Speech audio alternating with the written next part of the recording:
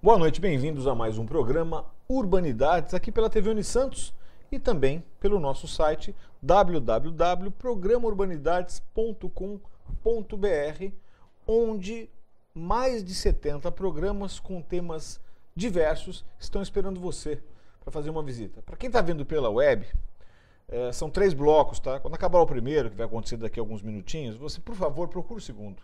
Tá? Às vezes aparece um outro aí, você vai perceber que a gente vai falando de água e de repente vai aparecer um do exército aí. Se acontecer isso, você vai até o site do programa que você vai encontrar a sequência certa, que eu acho que é o melhor caminho. De qualquer forma, o tema de hoje é um tema atual.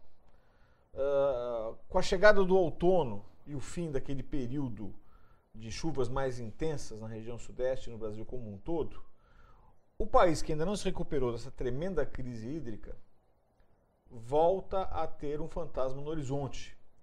E com isso em mente, eu tenho aqui comigo a professora doutora Maria Luísa Machado Granzieira, que é advogada e escreveu livros sobre água, direito ambiental, direito de águas.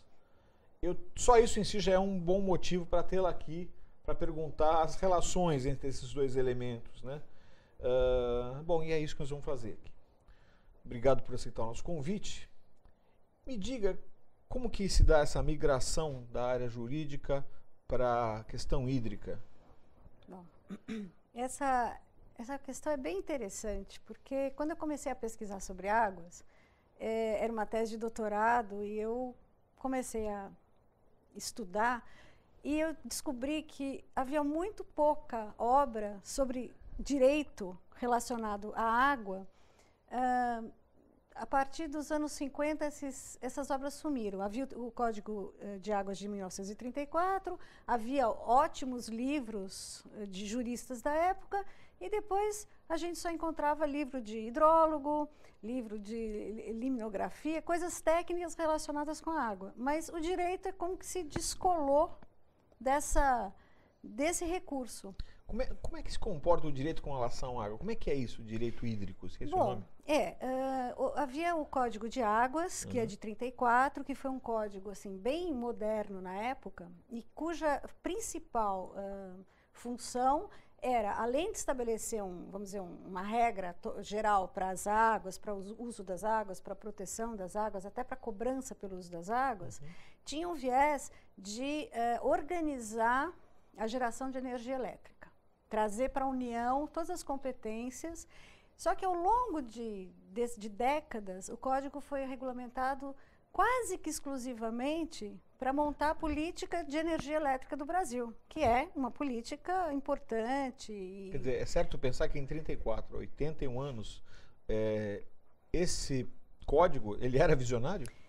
Ele era visionário, né? Mas ele não pensava em gestão, porque naquela época não se tinha muito a noção de gestão, se tinha a noção de um bem que era para ser explorado para o benefício da sociedade. Imagino eu também que, há pouco mais de 10 anos se achava que tinha uma imensidão em água, né?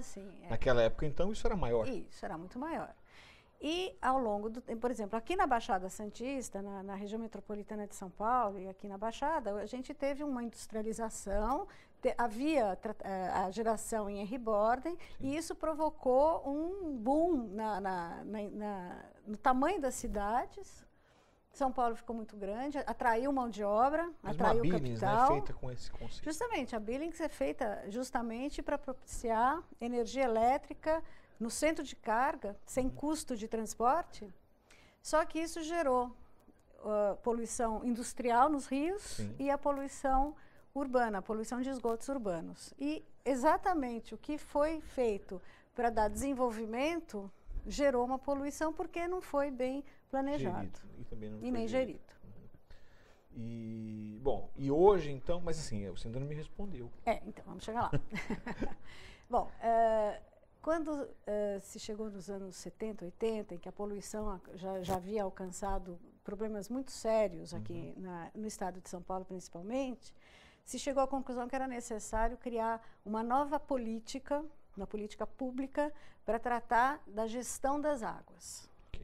do uso, da proteção, não da questão ambiental. A questão ambiental existe na legislação ambiental, mas como que se ia fazer a organização do uso, como é que se estabeleceu na época uma governança para se tratar da água. Então, hoje, quando a gente fala assim, qual é o direito, então nós temos na Constituição do Estado de São Paulo regras específicas, nós temos na Lei de São Paulo, que é a 7663, e na Lei Federal, que é a 9433, são as políticas de recursos hídricos, a política nacional e a política estadual de recursos hídricos. Cada estado tem a sua. Entendi. Dentro dessa lógica, porque eu li recentemente que havia um debate sobre a utilização desses volumes mortos, né? Sim.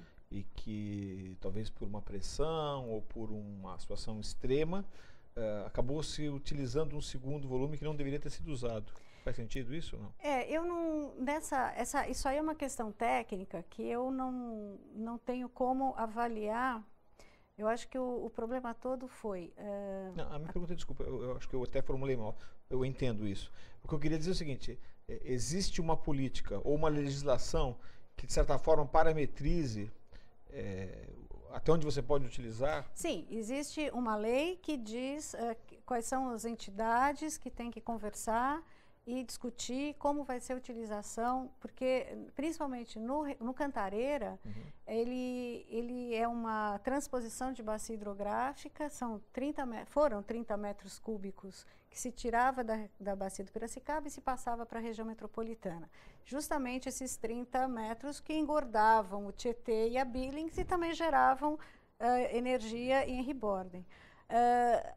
Toda a questão foi que ele ficou muito deplecionado, porque houve baixou o nível, né?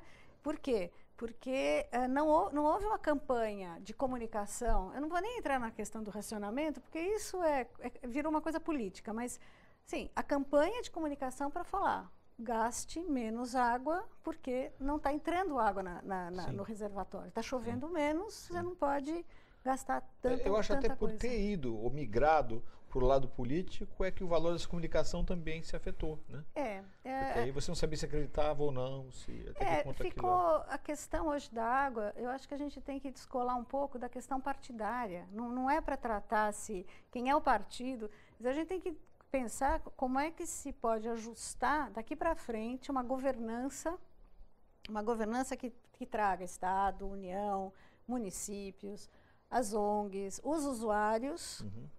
E uma coisa interessante, César, é que essa governança, como é que se pauta? Primeiro, há uma dificuldade em se identificar quem é responsável por quem. Nós vamos falar da governança agora, é isso? Nós podemos falar da governança. Então não vamos falar agora. Tá eu vou te interromper aqui, porque eu senti que agora você engatou uma primeira aí, e eu quero falar sobre isso com mais calma. Daqui a um minuto, assim, o pessoal não vai embora. A gente já volta.